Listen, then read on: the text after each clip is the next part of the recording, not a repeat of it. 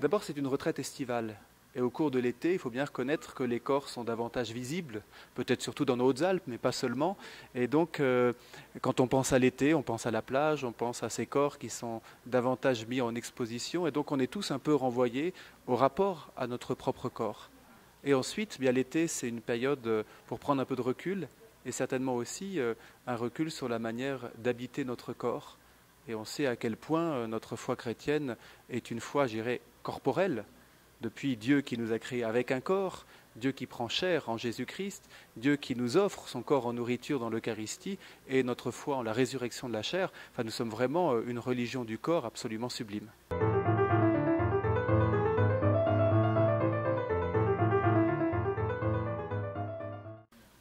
Mais que ce soit dans un corps handicapé ou malade, que ce soit dans un corps vieillissant ou complexé, nous nous rendons compte que le rapport à notre corps est quand même une réalité difficile.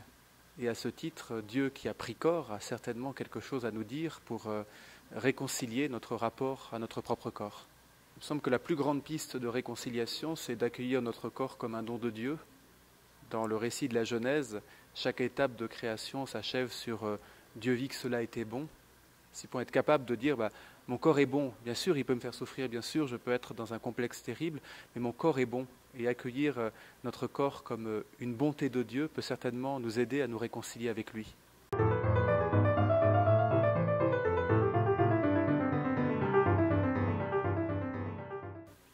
Les événements du lot datent d'il y a 350 ans, dans une époque janséniste où le corps était vu comme dangereux, comme un animal sauvage qu'il fallait absolument mater, parce que Dieu ne voulait pas qu'on profite, entre guillemets, de notre corps.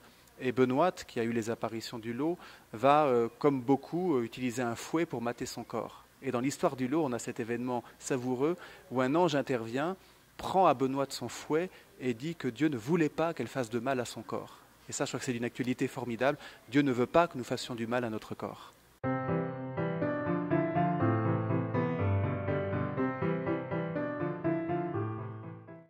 Je pense que notre époque, plus que d'autres époques, est marquée par une sorte de culte du corps idéalisé. On sait bien finalement que ce n'est même pas un corps qui existe. Ces corps qu'on voit sur des affiches publicitaires ou dans des magazines, on sait qu'ils ont même été retouchés et donc qu'ils ne correspondent à aucune réalité ou qui sont le corps de femmes ou d'hommes qui, pour obtenir un tel corps, sont dans une vie absolument dramatique.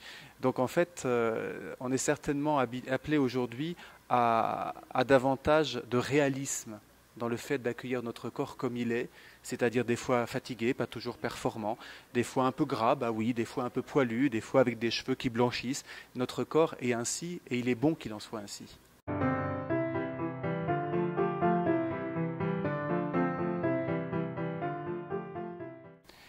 D'abord, Marie, c'est une mère. Et une mère prend soin du corps de ses enfants. C'est beau de voir à quel point une mère peut soigner son enfant pour le nourrir, pour le cajoler, pour le caresser. Et voilà, la Vierge Marie n'arrête pas ce rôle, je dirais, aux enfants. Et tout au long de notre vie, la Vierge Marie est là pour nous aider à accueillir notre corps et même, j'ose dire, à caresser notre corps, parce qu'elle est mère. Il me semble qu'une particularité au lot dans le rapport à notre corps, c'est le signe que la Vierge a choisi que les pèlerins manifestent. De même qu'à Lourdes, on va toucher la grotte ou bien boire de l'eau. Ici, on vient faire un signe avec de l'huile. Donc on doit plonger son doigt dans l'huile et se marquer le corps. Et on ne peut pas le faire avec violence. Même des personnes qui, pour monter les 3 marches jusqu'à cette vasque d'huile, sont obligées de faire un vrai effort, où on pourrait dire ce corps est vraiment lieu de combat. Une fois qu'ils arrivent à la vasque, il y a quelque chose d'une sorte de détente. Et ils prennent de cette huile et ils se caressent finalement le corps. Et je trouve très beau que la Vierge ait choisi qu'ici, le signe particulier, ce soit une caresse qu'on s'applique à travers cette onction.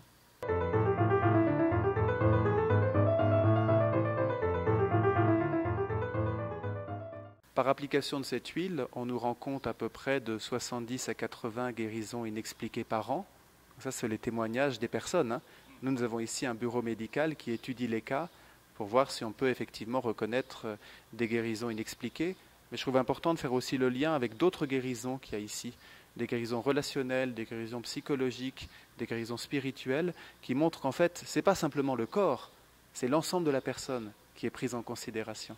Et à ce titre, la retraite que nous allons proposer vise aussi à ce qu'on intègre le corps dans l'ensemble de notre personne, mais pas qu'on regarde non plus seulement le corps.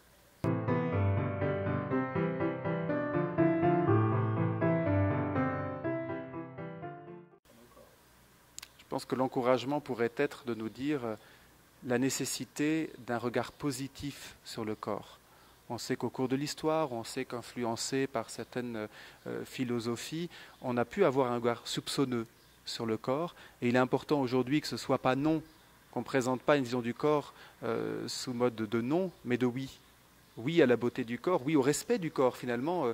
C'est à travers cette vision positive qu'on peut être invité à reconnaître que le corps est éminemment respectable. Et à ce titre qu'on n'en fait pas n'importe quoi. Notre foi invite quand même à reconnaître que nous sommes temple de l'Esprit Saint. Notre corps est tabernacle de l'Esprit Saint.